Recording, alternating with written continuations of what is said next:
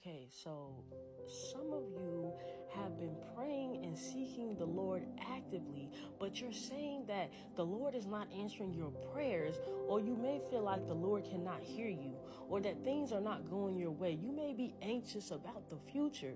And I want to tell you today, you have to speak life to the dry bones. And we're going to take this a little bit deeper than my other video.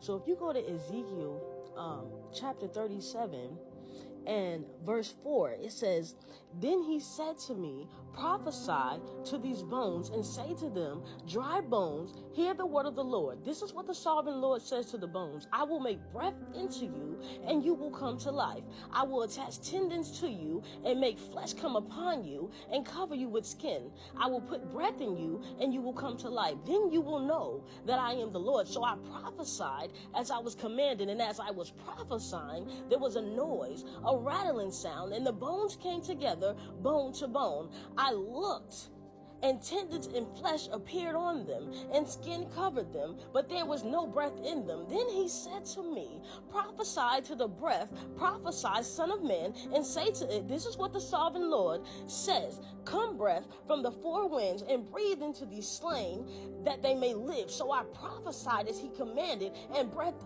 into them, and they came to life, and stood on their feet, a vast army. Then he said to me, son of man, these bones are the people of Israel. They say our bones are dried up and our hope is gone and we are cut off. Many of you today are feeling like your hope is gone. Your faith is going down. You're feeling like things are not going your way. You're anxious about the future. You're anxious about inflation. You're anxious about your rent. You're anxious about whatever's going on in your life.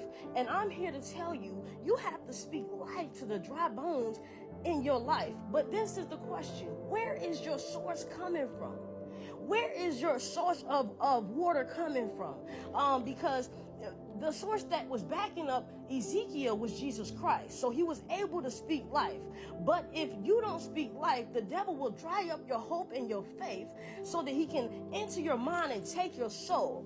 And so who is your source? Is your source sex, the world, friendships, your mother, your father, your family, social media, alcohol, drugs? Where is your source? Because the Bible says that if the Lord is your source of water, the Bible says in John 4:14, but whosoever shall drinketh of the water that I shall give him shall never thirst, but the water that I shall give him shall be like a well of water springing up into everlasting life. So if you are dry, or if you feel like your faith is not there, change your source so you can change your life.